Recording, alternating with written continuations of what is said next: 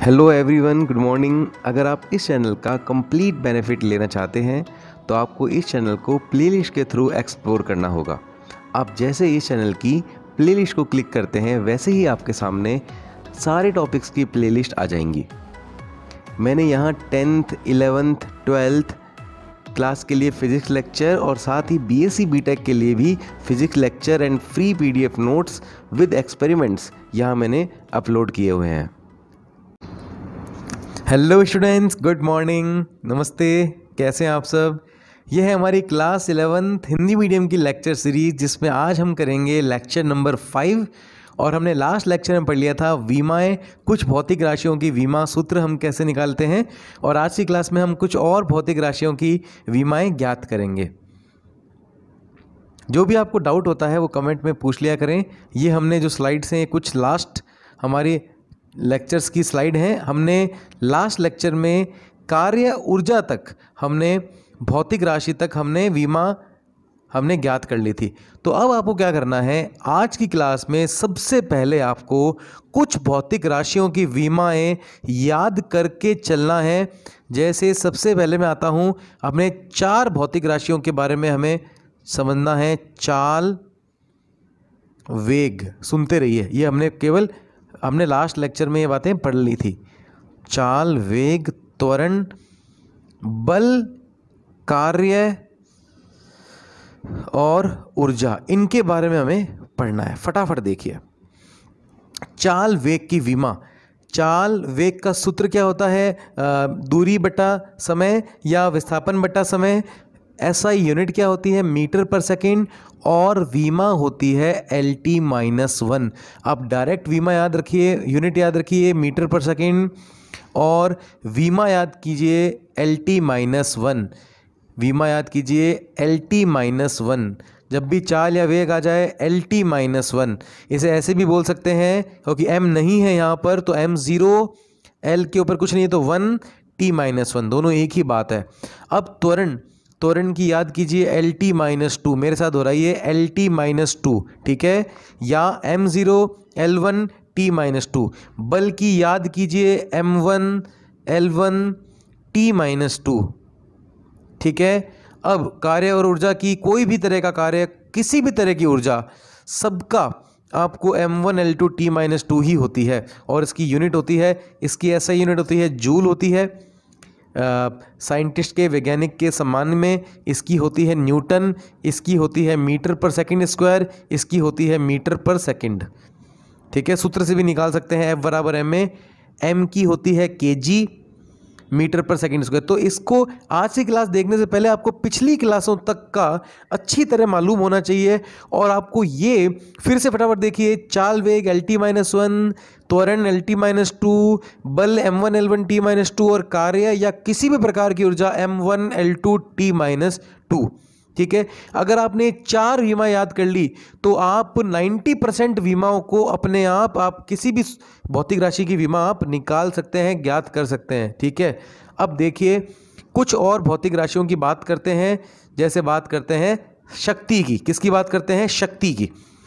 तो सबसे पहले मैं यहाँ पर लिखता हूँ भौतिक राशि का नाम। तो नाम क्या है? शक्ति। हमें अब केवल इनके सूत्र का पता होना चाहिए और हमें सब चीज़ें हम अपने आप ही ज्ञात कर लेंगे। तो शक्ति का सूत्र होता है जो हमने 10वीं क्लास में पढ़ा था, कार्य बटा समय, या कार्य करने की दर को ही हम शक्ति कहते हैं। कार्य बटा समय ये होती है हमारी शक्ति। इसका मात्रक क्या होता है?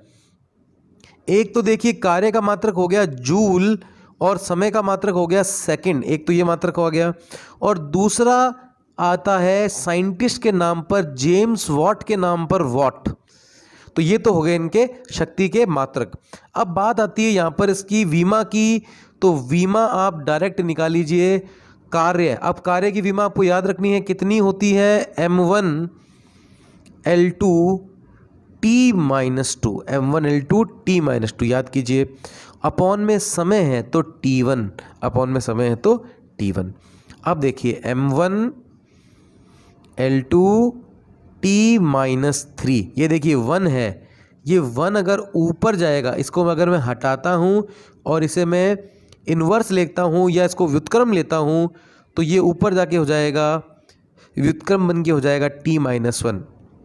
आधार समान है, घातें जुड़ जाएंगी, t-3। फिर से समझिए, t बट्टे में था, यहाँ था, जैसे 1/x होता है तो मैं उसे x इन्वर्स लिखता हूँ, वैसे ही 1/t होता है तो मैं उसे t इन्वर्स लिखता हूँ। तो यहाँ पर ये t था, ये अगर ऊपर चला जाएगा तो हो जाएगा t-1, व्युत्क्रम हो जाएगा तो हो जाएगा t-1, ये हो जाएगा t-2 और t-1 t-3। तो ये विमा बन जाएगी m1L2 t-3। तो क्या आपको ये समझ में आई? ओके, तो याद क्या करना पड़ा आपको? केवल ये सूत्र कार्य बटा समय। कार्य से आपने पता लग गया जूल, समय से सेकंड, तो आपको ऐसे ही मात्रक पता लग गया। वैज्ञानिक के सम्मान में होगी वाट, और विमा बन गई इसकी m1L2 t-3। यहाँ पर देख लीजिए, यहाँ पर इनकी सबकी हमारे पास टेबल ये दी हुई है, ये देखिए m1L2 t-3। अब अगली हम देखते हैं संवेग, दाब और प्रतिबल। तो यहाँ पर हम फटाफट से डिस्कस करते हैं। अब जल्दी से देखिए, नेक्स्ट भौतिक राशि है संवेग।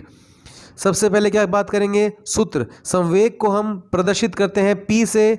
इसका सूत्र होता है द्रव्यमान इंटू वेग। क्या होता है सूत्र इसका? द्रव्यमान इंटू वेग। ऐसा ही मात्रक क्या बनता है इसका? तो M से बन जाएगा kg। क्या बन जाएगा? M से kg, और V से बन जाएगा मीटर प्रति सेकंड। क्या बन जाएगा? V से मीटर प्रति सेकंड। सुनते रहिए। अब विमा अगर मुझे बतानी है तो kg की होती है m1। डायरेक्ट यहाँ से ही बता सकते हैं कि kg की m1 और V की जगह क्या लिखेंगे? LT-1, या यहाँ से भी बना सकते हो मीटर की L1 और सेकंड इन्वर्स हो जाएगा तो T-1। ये समझ में आ रहा है आपको? और मेरे ख्याल से अब आपको समझ में आने लग गया होगा। ओके, नेक्स्ट बात करते हैं एक भौतिक राशि की, अन्य भौतिक राशि की, जो है दाब और प्रतिबल। दाब या प्रतिबल, सबसे पहले बात करेंगे दाब या प्रतिबल के सूत्र की। तो इसको भी हम कैपिटल P से प्रदर्शित करते हैं, संवेग को भी हम P से प्रदर्शित करते हैं, और इसका सूत्र होता है बल बटा क्षेत्रफल। क्या होता है सूत्र? बल बटा क्षेत्रफल। अब बात करते हैं SI मात्रक के बारे में। तो SI मात्रक बनता है इसका, एक तो होता है पास्कल। क्या होता है? Pascal, not rascal, it's pascal. ठीक है, पास्कल, पास्कल। और एक बनता है इसका मात्रक F से, क्या बना बेटा? न्यूटन। और क्षेत्रफल का क्या होता है? मीटर स्क्वायर, न्यूटन प्रति मीटर स्क्वायर। ये दोनों ही इसके मात्रक हैं। पास्कल को हम शॉर्ट में लिखते हैं PA। ये समझ में आई बेटा बात? सबसे पहले सूत्र, दाब का सूत्र क्या? बल बट्टा क्षेत्रफल। बल का मात्रक न्यूटन, क्षेत्रफल का मात्रक मीटर स्क्वायर। तो न्यूटन प्रति मीटर स्क्वायर हो गया इसका ऐसा ही मात्रक। और एक हो गया वैज्ञानिक के ऑनर में, जैसे बल का न्यूटन होता है, कार्य का जूल होता है, वैसे ही दाब का क्या होता है? पास्कल होता है, जिसको हम PA से प्रदर्शित करते हैं। ठीक है, अब हम ये तो समझ में आएगा। अब इसके बात करते हैं इसकी विमा के बारे में। तो विमा क्या है? सूत्र देखिए फिर से, क्या है? बल बटा क्षेत्रफल। अब क्षेत्रफल क्या होता है? लंबाई का स्क्वायर। तो मैं लंबाई का स्क्वायर लिख सकता हूँ। ओके, बल का डायरेक्ट विमा याद कीजिए, m1L1 t-2 डायरेक्ट याद कीजिए, और लंबाई का हो जाएगा L2। लंबाई का कितना हो जाएगा? L2। अब ये L2 अगर व्युत्क्रम हो जाएगी, अगर L2 को मैं यहाँ से हटा के ऊपर व्युत्क्रम कर रहा हूँ तो क्या हो जाएगा? L-2। अब L+1 और -2, 1 - 2 कितना होता है? -1। तो आ जाएगा आंसर m1 L-1 t-2। ये आ गई हमारे पास दाब की या प्रतिबल की विमा। ये देखिए, दाब की या प्रतिबल की विमा, ये देखिए, ये क्लियर हुई आपको। अब बात करते हैं नेक्स्ट की। पहले बात करते हैं विकृति की, फिर बात करेंगे प्रत्यास्थता गुणांक की। तो नेक्स्ट है विकृति। विकृति कहते हैं ना, विकृत अवस्था। विकृत का मतलब होता है आकार में परिवर्तन, विकृत होना। देखिए, जैसे ये मेरे पास एक पेन है, ठीक है, और अगर अभी इसकी लंबाई 10 सेंटीमीटर है तो मैंने लिख दिया अभी इसकी प्रारंभिक लंबाई 10 सेंटीमीटर है। ठीक है, अब मैं इसको ऐसे करके खींचता हूँ, यूँ थोड़ा खींचता हूँ या गर्म करके इसको खींचता हूँ, तो इसकी थोड़ी सी लंबाई बढ़ जाएगी। तो हो सकता है कि पहले इसकी लंबाई 10 सेंटीमीटर थी, अब इसकी लंबाई हो गई है 11 सेंटीमीटर। तो लंबाई में परिवर्तन कितना आ गया, पहले 10 थी अब 11 होगी, कितनी बढ़ी, 1। तो बढ़ने को हम इस सिंबल से प्रदर्शित करते हैं, डेल एल, लंबाई में वृद्धि। इसका मतलब है लंबाई में परिवर्तन और वृद्धि है तो लंबाई में वृद्धि। कितनी लंबाई में वृद्धि हुई, 1 सेंटीमीटर। फिर से सुनिए, पहले इसकी लंबाई कितनी थी, 10 सेंटीमीटर। जब मैंने इसको गर्म करके खींचा तो इसकी लंबाई कितनी हो गई, 11 सेंटीमीटर। और लंबाई में वृद्धि कितनी हुई इसकी, 1 सेंटीमीटर। लंबाई में वृद्धि कितनी हुई, 1 सेंटीमीटर। तो लंबाई में वृद्धि को हमने डेल एल से प्रदर्शित किया। अब सुनिए, विकृति क्या होती है, लंबाई में वृद्धि तथा प्रारंभिक लंबाई के अनुपात को हम विकृति कहते हैं। लंबाई में वृद्धि, फिर से लिखता हूं, विकृति, 1 मिनट। विकृति का सूत्र होता है लंबाई में वृद्धि बटे में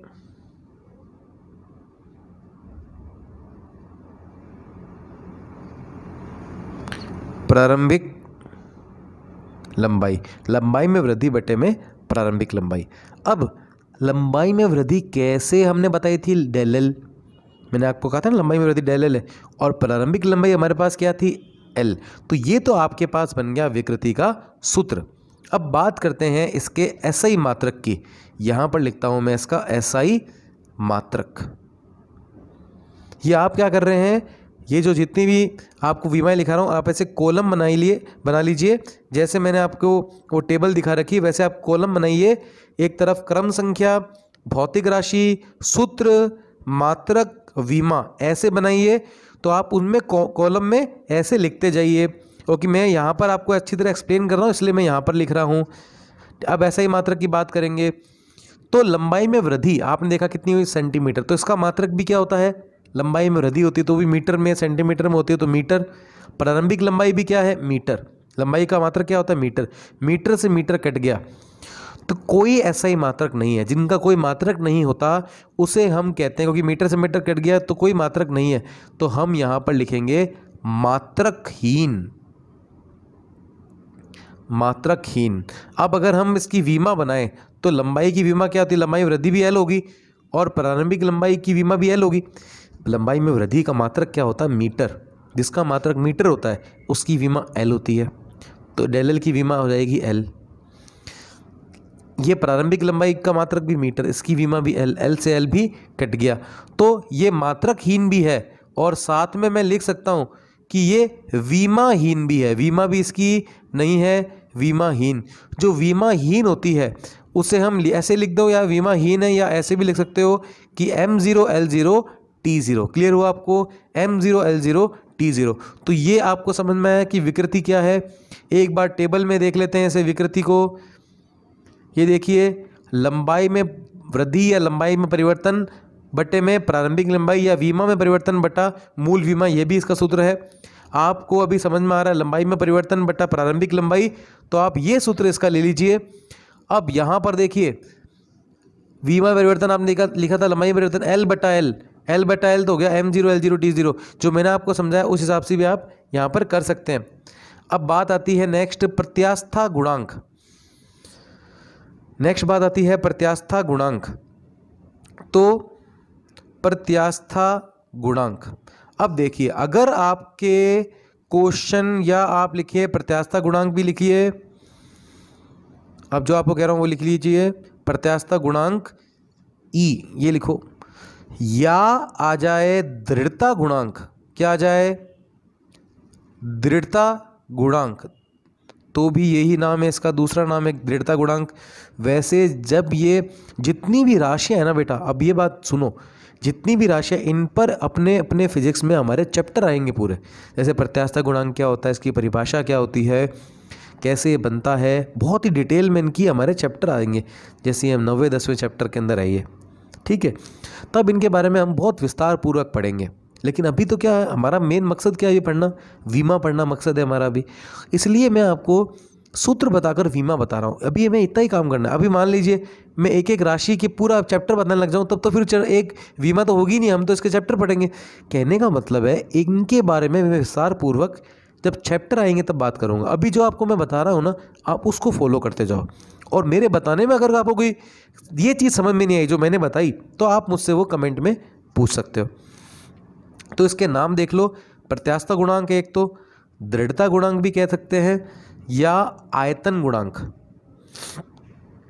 3 नाम हो गए इसके। एक नाम और है, एक नाम है इसका अपरूपण गुणांक। अपरूपण गुणांक यहाँ पे लिख देता हूँ, अपरूपण।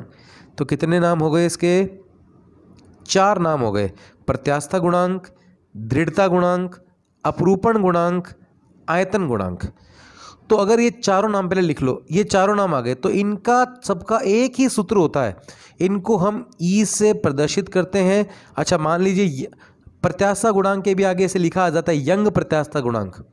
फिर से बोल रहा हूँ, यंग प्रत्यास्थता गुणांक, प्रत्यास्थता गुणांक, दृढ़ता गुणांक, अपरूपण गुणांक, आयतन प्रत्यास्थता गुणांक, सबका सूत्र एक ही है। क्या है? सबका सूत्र होता है प्रतिबल बट्टा विकृति। सबका सूत्र होता है प्रतिबल बट्टा विकृति। अब प्रतिबल का आपने सूत्र देखा था, क्या था? F बट्टा ए था। क्या F बट्टा ए? हाँ। विकृति का सूत्र बताइए क्या था? लंबाई में परिवर्तन बट्टा प्रारंभिक लंबाई। तो यहां लिखिए लंबाई में परिवर्तन बट्टा प्रारंभिक लंबाई। तो अपॉन के अपॉन में जो चीज़ होती है, जैसे ये विकृति का मतलब क्या? लंबाई परिवर्तन बट्टा प्रारंभिक लंबाई। तो ये चला जाएगा ऊपर, इन्वर्स चला जाएगा, व्युत्क्रम। तो ऐसे लिख देंगे इसे। ये चीज़ समझ में आई बेटा? प्रतिबल की जगह बल बट्टा क्षेत्रफल, और विकृति की जगह लंबाई में परिवर्तन बट्टा प्रारंभिक लंबाई। तो ये लंबाई हो गई ऊपर चली जाएगी, ये हो जाएगी, चली जाएगी अपने न्यूमरेटर में, अंश और हर बोलते हैं, अंश में चली जाएगी। समझ में आ गई इतनी बात? अब बात करते हैं इसके मात्रक के बारे में। अब देखिए बेटा, F का मात्रक बोलिए क्या होता है? न्यूटन। लंबाई का मात्रक क्या होता है बेटा? मीटर। क्षेत्रफल का मात्रक क्या होता है बेटा? Metre square. लंबाई में परिवर्तन किस में होगा? ये भी मीटर, ये मीटर स्क्वायर है। लंबाई परिवर्तन भी क्या होगा? मीटर। तो मीटर से मीटर कट गया, क्या बचा? न्यूटन पर मीटर स्क्वायर। तो प्रत्यास्थता गुणांक या किसी भी तरह के जो चारों आपको मैंने बताई है भौतिक राशि, इनका सबका मात्रक क्या होता है प्रत्यास्थता गुणांक का? न्यूटन पर मीटर स्क्वायर। तो मात्रक लिख लीजिए न्यूटन पर मीटर स्क्वायर। और न्यूटन की जगह डायरेक्ट बताइए क्या लिखते हैं आप? m1 l1 t-2। कभी ना भूले बल का विमा m1 l1 t-2, हमेशा याद रखो, कभी ना भूलो। और मीटर स्क्वायर की जगह l2। अब ये l2 का फिर से क्या हो जाएगा? इन्वर्स। इसको हटाता हूँ, और L2 को कि ऊपर जाके क्या हो जाएगा? फिर से बताइए, L-2। तो क्या बन जाएगा? M1 L1 और -2 कितना हो जाएगा? L-1 T-2। तो ये, तो आप कहेंगे सर अब एक चीज़ और याद कीजिए, प्रत्यास्थता गुणांक, दाब और पन्ने पलट के देख लीजिए। प्रतिबल, प्रत्यास्थता गुणांक, प्रतिबल और दाब की विमा एक समान है, M1 L-1 T-2। ये चीज़ क्लियर हुई? ओके। बात करते हैं पृष्ठ तनाव की और पृष्ठ ऊर्जा की। पृष्ठ तनाव की और पृष्ठ ऊर्जा की। ओके, तो बात करते हैं पृष्ठ तनाव की।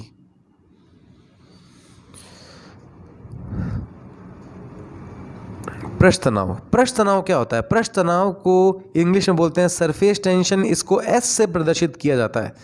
इसका सूत्र बहुत आसान है। इसका सूत्र होता है बल बट्टा लंबाई। क्या होता है इसका सूत्र? बल बट्टा लंबाई। अब बात करते हैं मात्रक के बारे में। सूत्र के बाद किसके बारे में बात करते हैं? मात्रक के। बताओ मात्रक क्या होता है बल का? न्यूटन। लंबाई का मात्रक मीटर। अब विमा बना सकते हो बेटा अपने आप। जल्दी से विमा बनाइए इसकी, जल्दी से बनाइए। क्या बनाएंगे? बल की m1 l1 t-2। कभी ना भूलें मीटर की l1, मीटर की l1 होती है, न्यूटन की लिख दी। l1 से l1 कट गया, क्या बच गया? m1 l0 बच गया। या ऐसे कर लीजिए L1 ऊपर जाके बन गया L-1, 1 और -1 कितना बच गया 0, तो ये बन गई M1 L0 T-2, M1 L0 T-2, 0 है ये 0 T-2, क्लियर हुआ। ये बन गई हमारी पृष्ठ तनाव का मात्रक या विमा M1 L0 T-2। अब बात करते हैं हम पृष्ठीय ऊर्जा के मात्रक के बारे में। पृष्ठीय ऊर्जा, जल्दी से देखिए पृष्ठीय ऊर्जा। पृष्ठीय ऊर्जा होता है ऊर्जा बट्टा क्षेत्रफल। देखिए पृष्ठीय ऊर्जा है, उसके अलावा कोई भी ऊर्जा आ जाए, पवन ऊर्जा, सौर ऊर्जा, गतिज ऊर्जा, यांत्रिक ऊर्जा, ऊष्मा ऊर्जा, किसी भी प्रकार की ऊर्जा, सबका मात्रक जूल होता है, सबकी विमा M1 L2 T-2 होती है, केवल पृष्ठीय ऊर्जा को छोड़कर। पृष्ठीय ऊर्जा का मात्रक क्या होगा बताइए? ऊर्जा का मात्रक जूल, क्षेत्रफल का मात्रक मीटर स्क्वायर। ऊर्जा की विमा बताइए, जल्दी बताइए। विमा M1 L2 T-2, metre square की जगह L2, फिर से क्या हो जाएगा L2 से L2 कैंसिल, या L2 ऊपर जाके इन्वर्स होके L-2, तो हमारे पास विमा आ जाएगी M1 L0 T-2। तो ये हमारा हो गया है पृष्ठीय ऊर्जा की विमा। तो आज का लेक्चर था हमारे भौतिक राशियों की, हमने आगे की भौतिक राशियों की विमा की। तो क्या आपको आज का लेक्चर भी समझ में आया? अगर समझ में आया है तो बहुत अच्छी बात है। 1 से 5 जब भी हमारे लेक्चर हो जाएंगे तब मैं आपका एक टेस्ट रखूँगा, ठीक है? तो आपका अब होगा टेस्ट इन 1 से 5 लेक्चर्स का।